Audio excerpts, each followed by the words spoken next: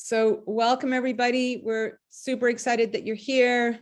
We appreciate you being with us for the long haul on this redistricting battle that we thought would be done months ago, but unfortunately, they're having trouble abiding by the rules, and that's making it go on for a really long time.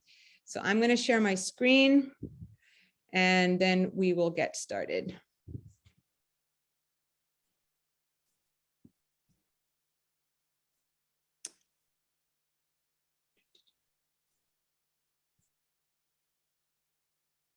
We go. So welcome to our March huddle.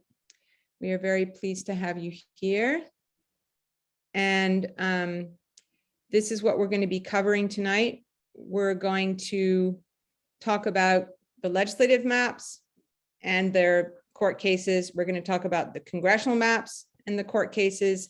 We're going to talk about the primary and the UACAVA, which is the overseas military ballots. And we're going to talk about an action that we can take.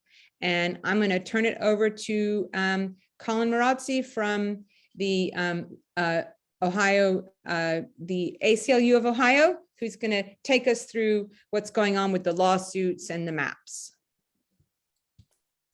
All right, well, thanks, Mia. As I'm sure most of you know, there is a lot of news going on with the redistricting lawsuits and a lot of different moving parts in these two sets of lawsuits. So I will talk briefly, hit the main points on them. As always, I'll try to monitor the chat for any questions that arise so we can hopefully give some more clarity to some folks on key parts of this. But to start, we'll talk about the General Assembly districts. This is the third map that was approved by the Ohio Redistricting Commission. That was on February 24th. And unfortunately, the commission seemed to, after having missed the original February 17th deadline in which they declared an impasse, they somehow were able to work out of that impasse in a matter of a couple of days following the Supreme Court issuing a hearing on their contempt proceedings. So that kind of kicked the commission back into gear, but unfortunately, they did not produce a map that materially changed from the previously struck down versions of the maps, and our objections illustrate that point. And just as a bit of background, the second General Assembly district map that was passed by the commission and then struck down by the Ohio Supreme Court had a closer proximity to the partisan fairness or the proportionality requirement in Article 11 of the Constitution, and so does this third map. If you were to look at the General Assembly districts and the partisan indexes of the third General Assembly map, it mirrors on face value the proportionality requirement with 54 Republican seats, 45 Democratic House seats, and then 18 Republican Senate seats and 15 Democratic Senate seats. However, where the issue lies in the third map is the exact same issue that was found in the second map, meaning that those Democratic seats, the 45 House seats and the 15 Senate seats, half of those seats fall within a very close, more like toss-up range of between 50 to 52% support for a Democratic Party index.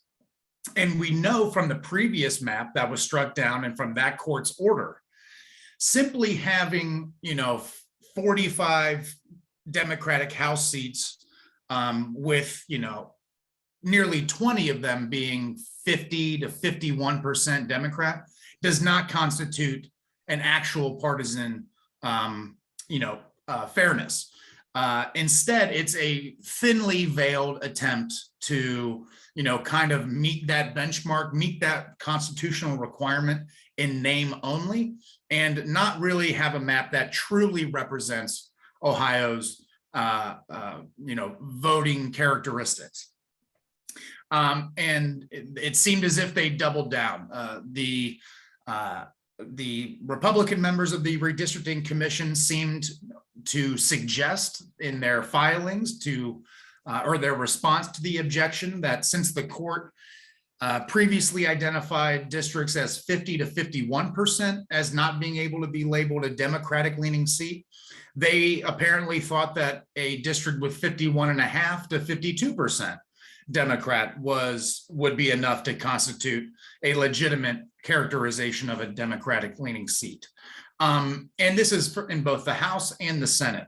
So in the House map under the third, under this third map, nearly 25, I believe, districts fall into this 52%. And of the 15 Democratic Senate seats, I believe 8 or 7 of those districts fall into that gap. Trevor will talk more about the actual partisan breakdown after I give this overview, but it's essentially the same issues. And the Bennett petitioners, as well as the League of Women Voters petitioners, identified these problems and really kind of had a singular ask in terms of what the court should do and what remedies the court should give.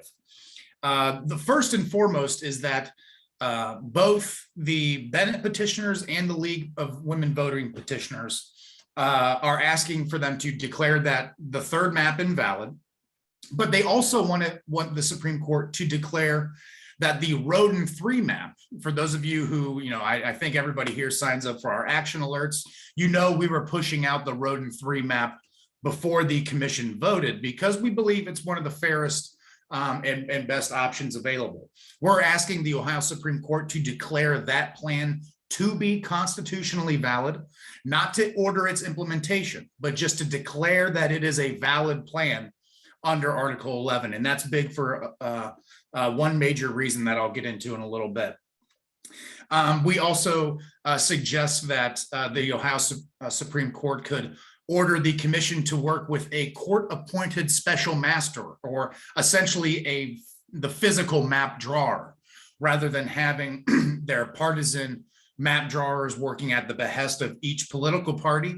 The commission itself would have one special master that would be responsible for drawing the maps and providing daily progress reports to the Ohio Supreme Court, so they can measure the progress.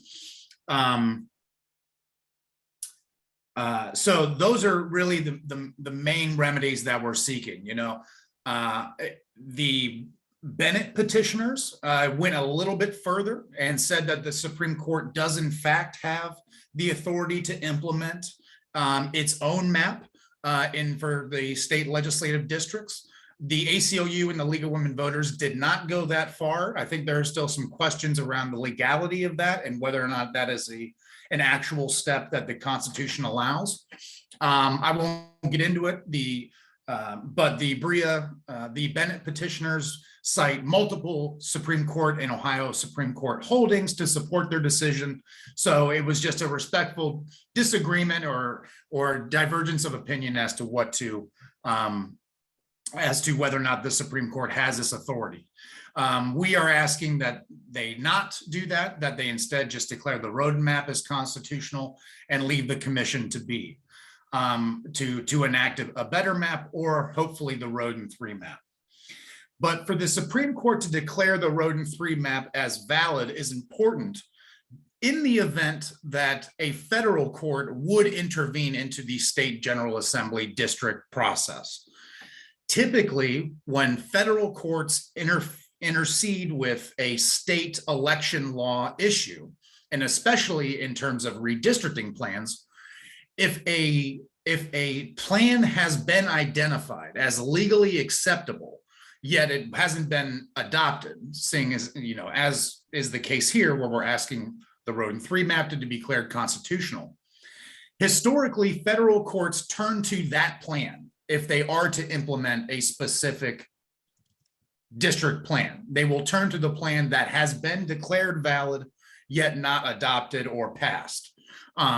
So we are trying to position the Road and 3 map in the event of a federal court interceding as the only alternative, or as the most ideal alternative for a federal court to implement. So a little bit of strategy there, but that does come into play, and that's kind of the reasoning as to why we are doing that.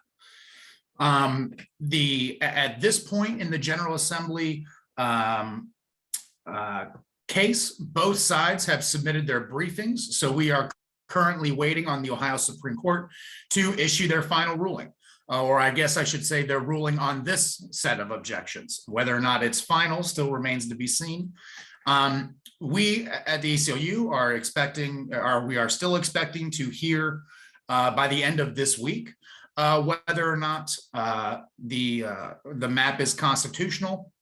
However, it should be noted that the commission still has, according to the original 30-day window of passing an adopted map, until February 17th. So we are thinking the court would issue their ruling, and if they're going to ask for a new map, that would be the deadline for the Redistricting Commission to complete that task.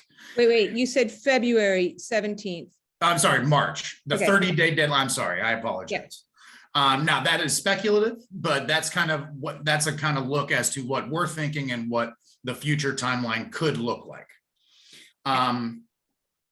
So moving on to the congressional. Yes, before you get to congressional, sorry, Jeff had a question.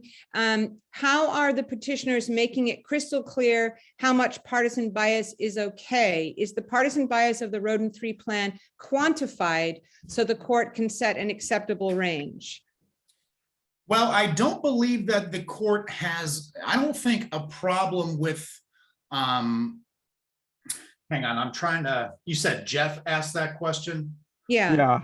Yeah. So Okay. my point is that if they rule that you can't pick a particular map, how does the commission know what range of fairness is okay? If the court can't say you have to pick this map, how would you refute the argument that the commission says, well, we don't know how fair it needs to be? Well, I think what the court was looking for in their original order, striking down the second map, where this kind of partisan symmetry of competitive leaning districts really arose. The issue wasn't in the range of districts, it's in the asymmetry in which those districts fall. So say we could have, 10 Republican seats that are between 50-51 and 10 Democratic seats between 50-51. I think that plan gets approved because the close competitiveness of the districts is evenly distributed between the two parties. In the maps that were struck down, all of those Dem-leaning yet really toss-up seats were on the Democratic column. The Republican districts under that second plan and under the third plan, none of them are within that very close competitive range. They are more safe seats outside of that 51-52% range.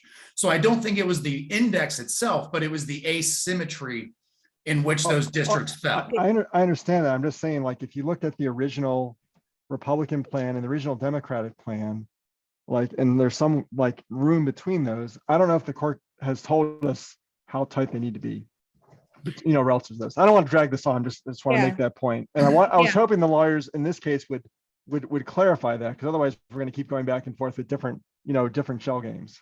Well, maybe they will, maybe the court will give some guidance when they issue an opinion and they say, well, it wasn't this amount, but it was this amount. Colin, before you go on to congressional, I'm just going to show these charts about legislative, if that's okay. So this is just a real quick look at exactly what Colin was just saying. So if you look at the three maps that have been passed by the three pairs of maps, Ohio House and Ohio Senate, that have been passed by the Ohio Redistricting Commission, you can see that in the first one, it was 61-28 with 10 very competitive seats, 7 of which were Democratic. And then, so what next time around, you have more that are toss-ups and more Democratic seats that are toss-ups. So, if you look at the most recent map, you can see that the Republicans are saying, well, there's, 42 seats that are Democratic, but there aren't really, because 20 of those are actually toss-ups. So when you look at the number of solid Democratic seats, it's actually been getting worse over time. The third map is the worst. And what the court identified in its last ruling was that the number of seats for Democrats is a ceiling.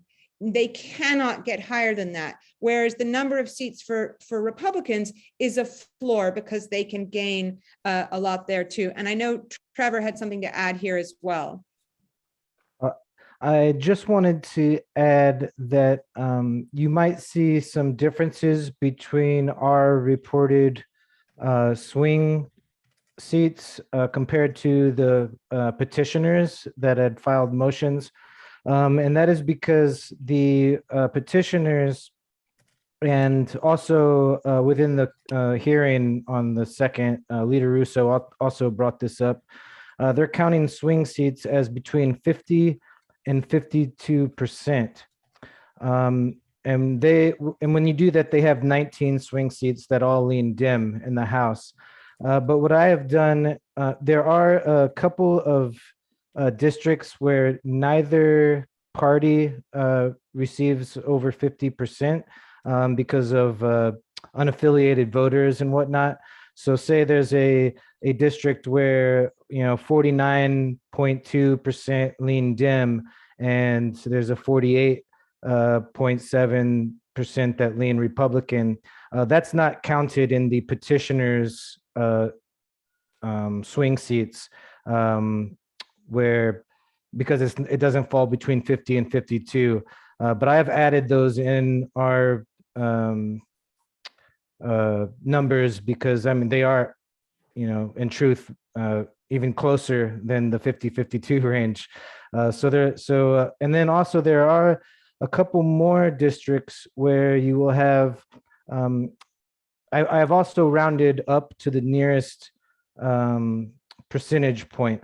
So there may be a district where it's 52.17 Right. leaning a Democrat, and like 48 leaning Republican, and that wasn't counted because it was 52.15. So these numbers are actually, like, I guess anything 52.5% or less, I've counted as swing seats.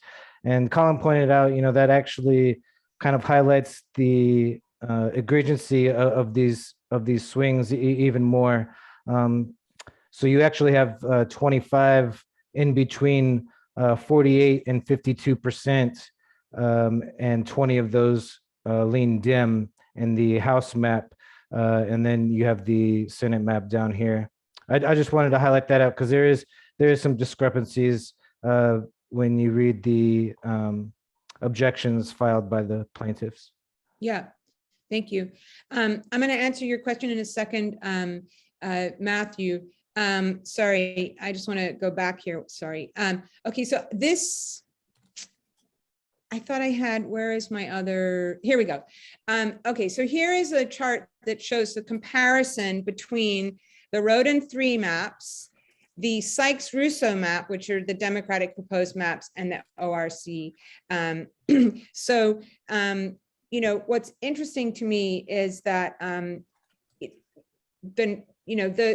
it's great to have things that are, it's great to have districts that are competitive, but when you have, like, let's look in the Senate down here. So you have 4 very competitive districts under Rodin 3, and one of those is Democratic.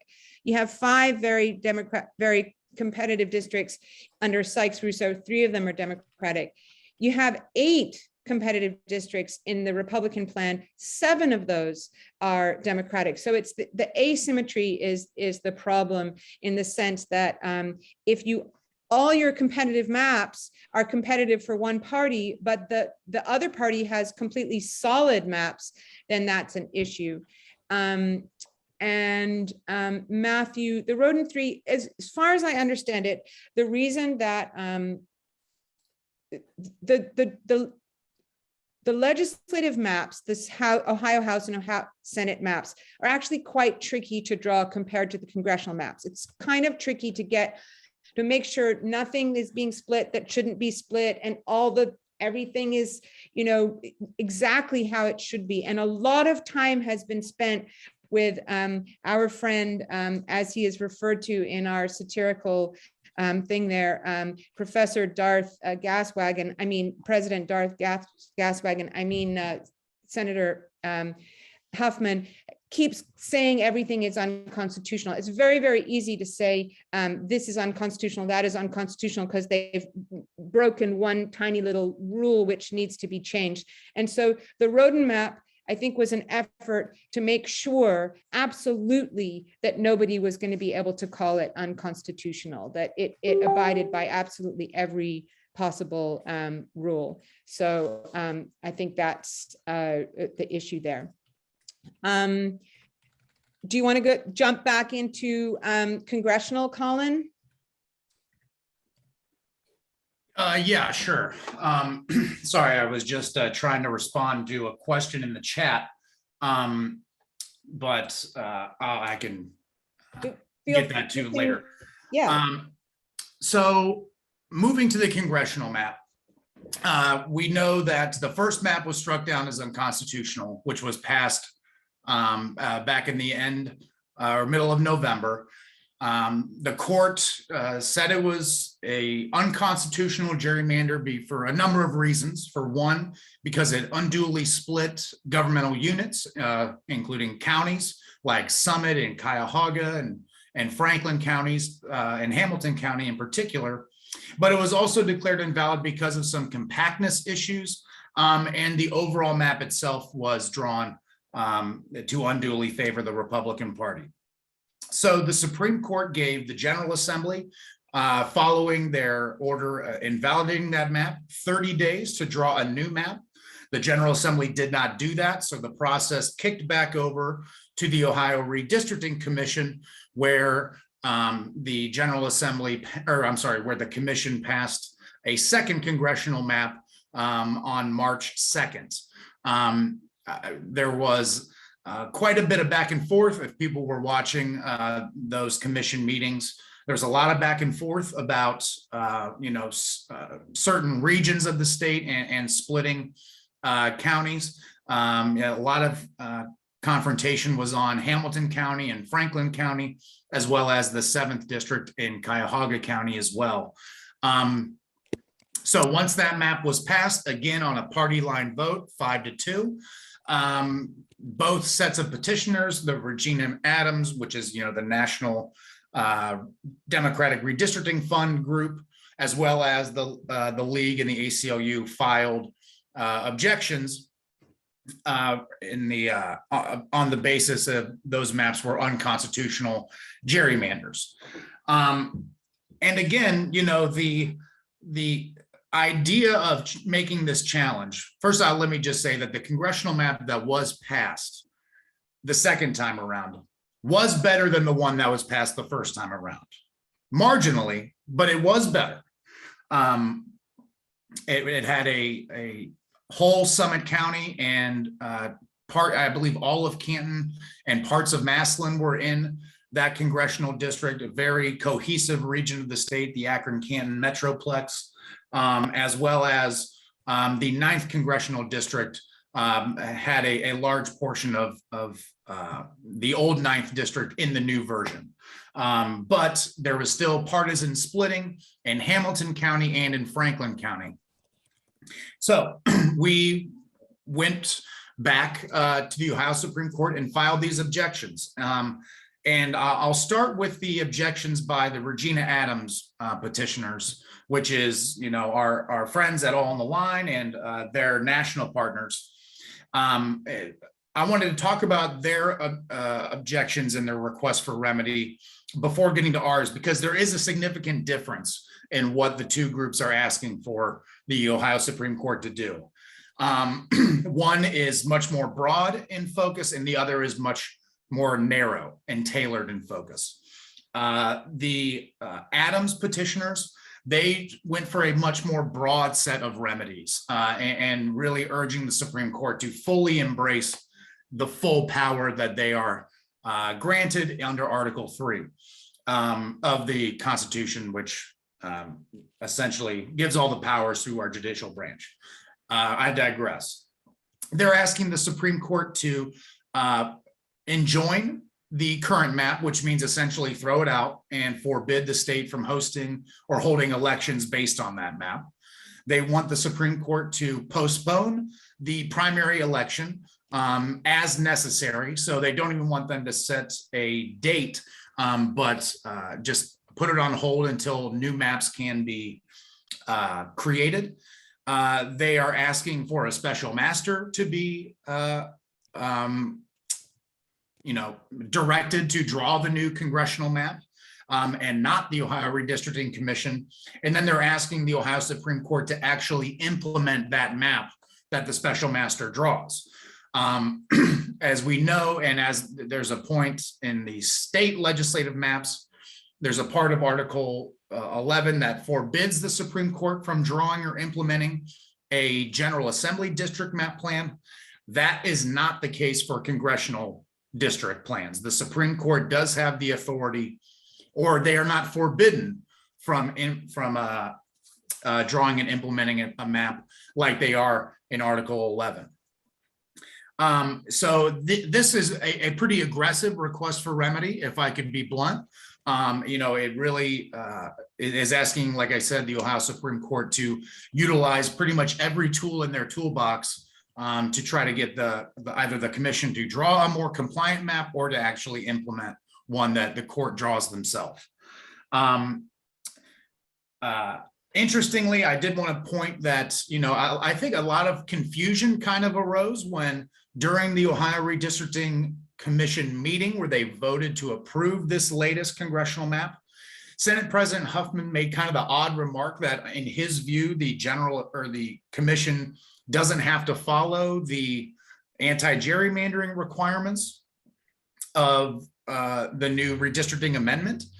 I tell you, I have read his brief to the Ohio Supreme Court probably about 3 or 4 times today, and I still can't quite follow their argument. It really doesn't seem to be, it's not clear to me where he's getting that idea from. But even more importantly, and even more concretely, how we can demonstrate that he is incorrect here is by simply returning back to the original opinion that invalidated the first map. In that holding opinion, Justice Donnelly, who wrote for the majority, said in paragraph 99 that the General Assembly or the Ohio Redistricting Commission needs to abide by this order. Meaning, you can't have an undue splitting, you can't have favoritism. So the holding opinion in the Congressional Redistricting litigation explicitly said that the Redistricting Commission, in the event they would have to draw the congressional map, they must also follow the directives of that court order. So that right there is a pretty cut and dry case of Matt Huffman not speaking accurately. And, I just wanted to take a moment to kind of call that out. Again, it's plain as day in the Regina Adams decision, paragraph 99, they say the commission must follow that court's order. So regardless of his reading of Article 19, that court order says that the commission has to follow the anti-gerrymandering provisions. So I just wanted to speak briefly about that. There's also a point made in the filings by President Huffman and Speaker Cupp that is a procedural question in nature. They're saying that the commission is actually no longer a party to this lawsuit, and that the Supreme Court doesn't have any jurisdiction to order or to invalidate this map because they are not a party to this lawsuit. Again, that's a very strained reading of the court's order. But again, if you look at Ohio civil rules. I know the lawyers on this call will probably know Ohio Civil Rule 71 actually gives the Ohio Supreme Court the authority to subject non-parties to their court orders in order to enforce those orders.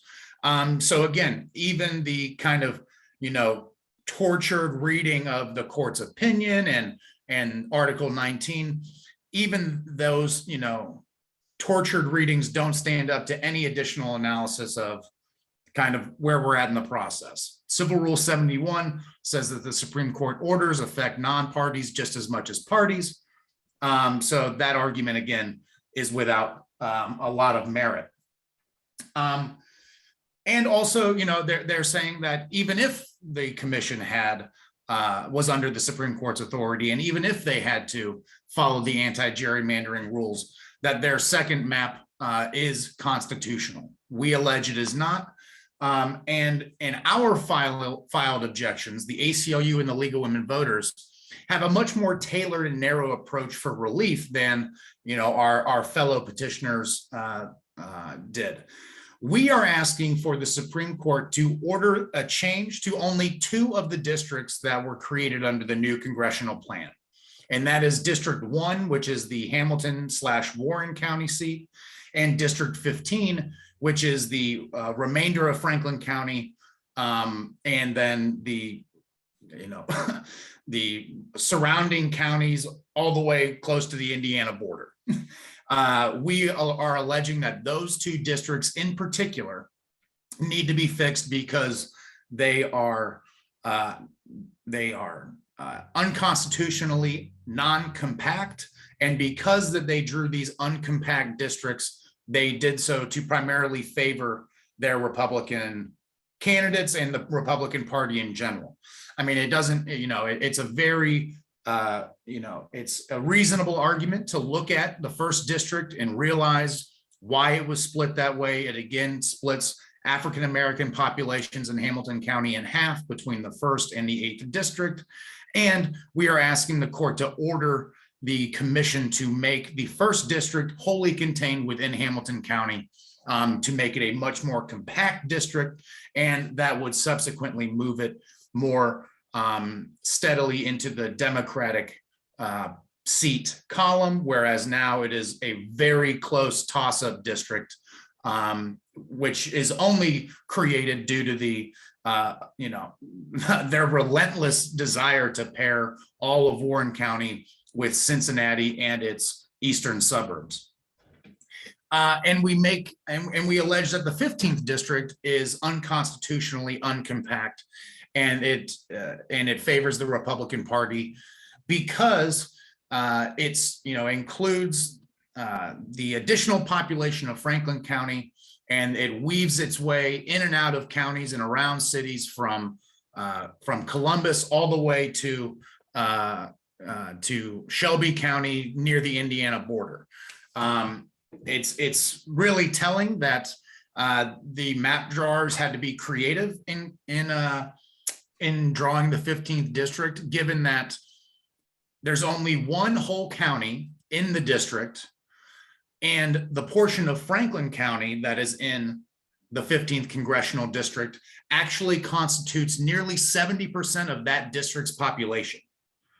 They slice and dice the remaining 5-6 counties that make up the 15th district and only account for roughly 30%, 35% of the district's overall population. Again, we allege that this is done to create what would be a compact and democratic leaning seat into a Republican favored seat that sprawls throughout Ohio's western central counties.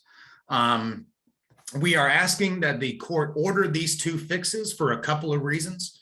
The first is that we believe that this is the best way to bring an expedited conclusion to these proceedings.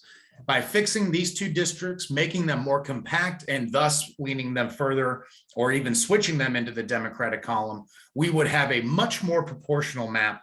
We believe it would lead to essentially a 9-6 map, which I think if any of us at the outset were to think a 9/6 map was going to be passed, I think we would be very happy with that, given, with what we've had to endure the last decade. And we want to allow the Ohio Supreme Court to retain jurisdiction here, rather than, again, potentially setting up federal court intervention in our congressional redistricting case. This is all connected to whether or not we believe the Ohio Supreme Court or the US Supreme Court is a more favorable venue for this litigation to play out. I know some people have brought it up in the chat, and I just wanted to touch on this. I'm sure some folks have seen the decision coming out of the North Carolina and Pennsylvania map challenges that the Supreme Court, I guess I would say, issued a couple days ago. And I want to be clear on this, though the outcome of that decision is good, and essentially what the Supreme Court decided not to do was to hear the challenge. Right. Republicans in North Carolina and Pennsylvania were asking the US Supreme Court to intervene, and the Supreme Court said no, they wouldn't. So that is the basis for this victory that we're talking about with the North Carolina Supreme Court decision. If you actually read the decision, though, there's much less to be happy about with those decisions, because the entirety of the argument, or the reason that these North Carolina and Pennsylvania maps were going to the Supreme Court, is because those two states enacted congressional maps that their state legislatures did not draw. And this is beginning to run into this new legal theory that is becoming very popular in right-wing circles, the Federalist Society, the Heritage Foundation, these kind of legal think tanks.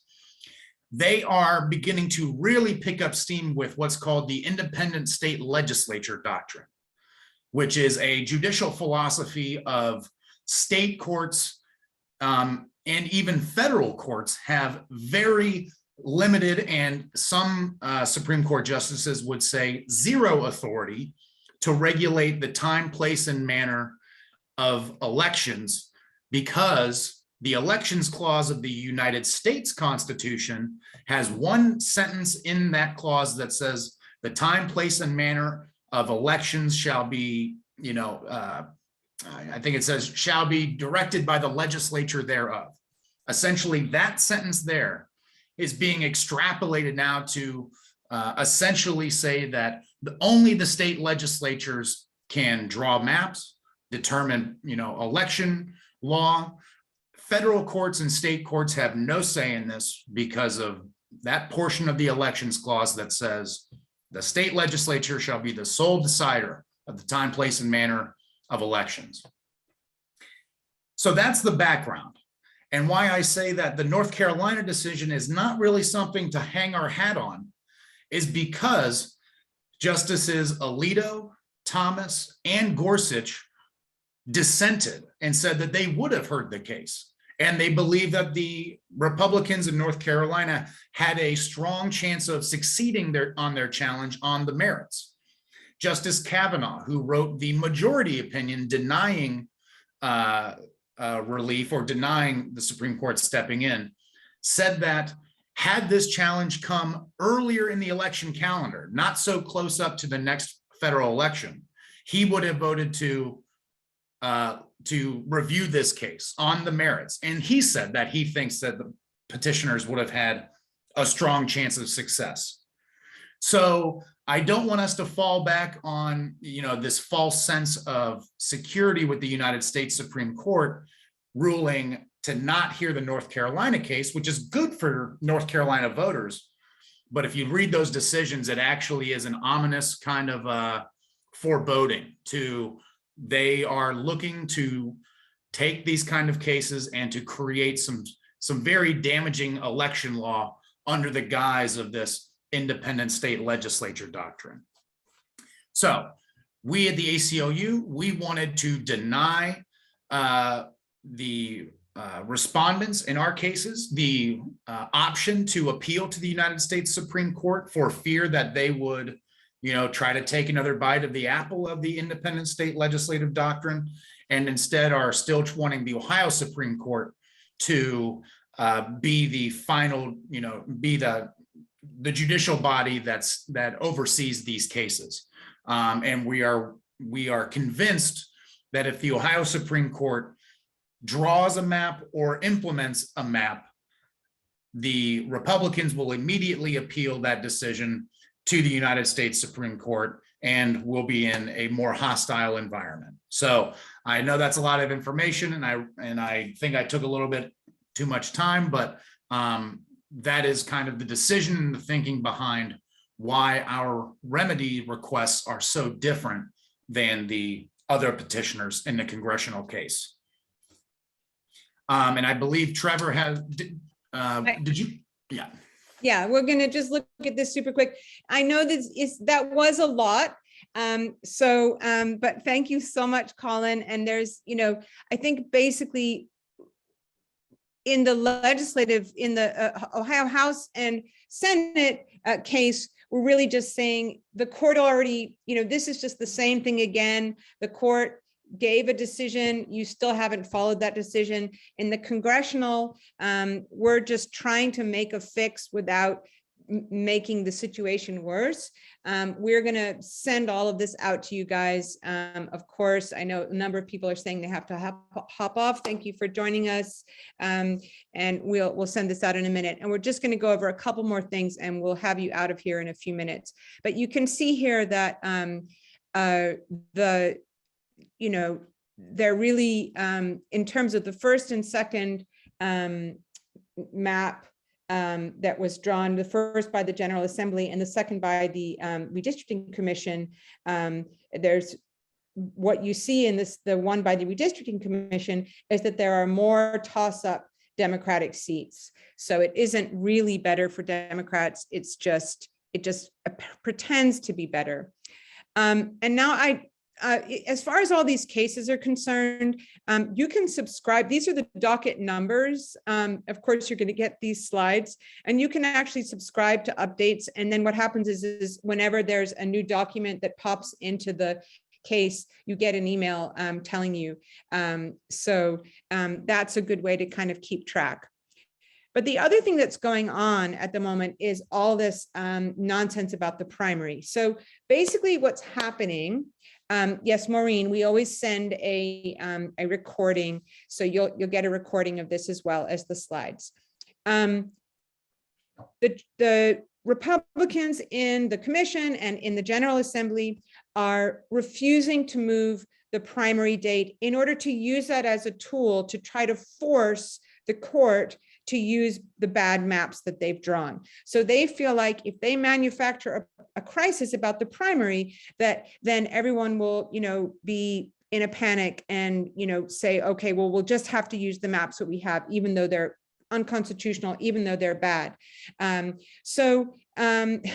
This is Bill cites, saying the quiet part out loud, basically. There's no reason for them not to move the primary. They're the ones that have caused this delay. They can go ahead and move the primary. They don't want to just because they feel like that is in their benefit.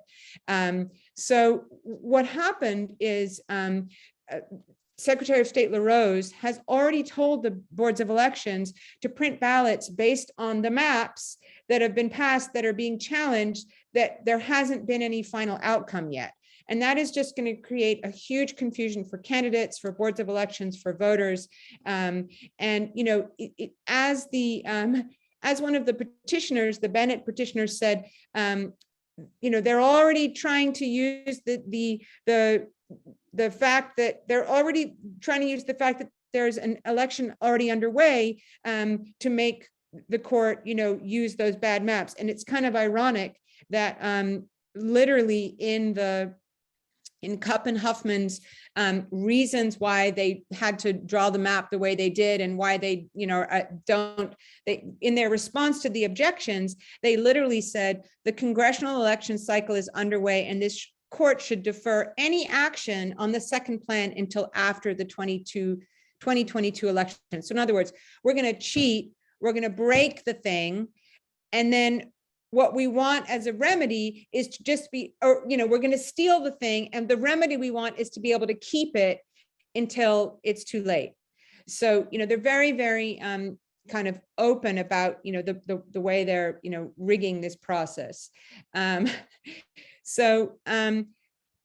Another issue that has come up in relation to the primary is the UOCAVA ballots. That's the United States overseas active military, who have a certain number of days that they are supposed to be able to request their ballots and send them back in.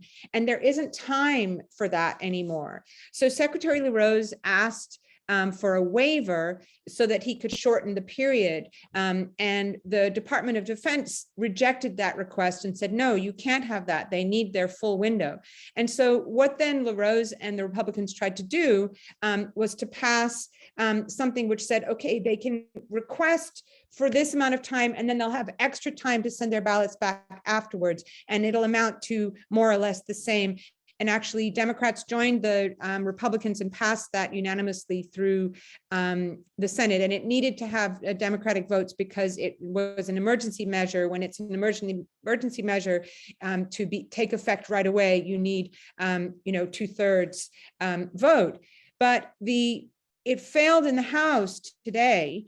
And, we're glad that it did, because it actually would have cut off 16 days for the military ballots. And it's not a solution.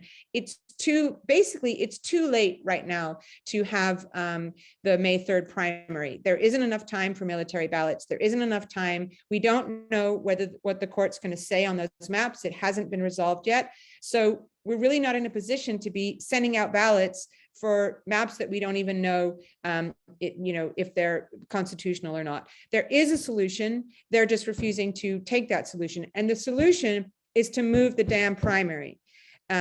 So with that note, I want to turn you over to Lisa, who's going to tell you your role in trying to get this problem solved. Thank you, Mia. So I know we've heard a lot today in specifics about the maps. So we have an action that we discussed at the top of this call, but it's emailing your Ohio representative and senator. So giving them this message that the solution is in fact to move the damn primary, swearing optional. And we've been working on this issue because we need more time in the boards of elections. This is something that actually we've been working on since, I don't know, September, when we called for the moving of the primaries. So it's like it's kind of like a waterfall pressure event where if the candidates don't know what district they live in, then it's hard to run or impossible. And especially with overseas ballots for those in the military or veteran living overseas, not a veteran, just a person living overseas, that it makes it even more difficult. Mia is correcting me that we actually called to move the primary a year ago, so we knew this was going to happen. So especially if you may want to include, since the message can be edited in the email, to let your reps know if you are a former or current person in the military. So that's what we think is the best course of action so far, because that's what they're saying why they shouldn't work on the maps anymore. So we remove that pressure point and let them know that we know what they're doing, that they do have the power to move the primary. So Mia, did I miss anything? I don't think so. Okay. And I know I've had some of my friends texting me to donate. So if you haven't done that yet, we ask that you help us financially as well. We just really want to thank you all for doing so much, for those of you who have donated and who have attended our watch parties and been in the room for the hearings. We know that's been a really hard to get in there in person. And without you all, like, we have to keep going. And this is part of the strategy that they have for us as well, is just keep pushing us and we'll give up. So if you keep hope and keep going, then we'll keep going too. So thank you so much. And we'll continue to have huddles next month. So that would be the 13th of April somehow already. Hopefully it'll stop snowing by then. So you can register for that. But we thank you all so much for coming today, and we will have a follow-up email, so look out for that. Thank you so much. Thanks, everybody. I know there were so many questions. If you see the follow-up and you still have a question, feel free to just email us and we'll see if we can answer it. But stay tuned. Good night, everyone. Thanks so much. Thanks, everybody. Thank you. See ya. Yeah, thanks, everyone. Thanks. Good night. Good night.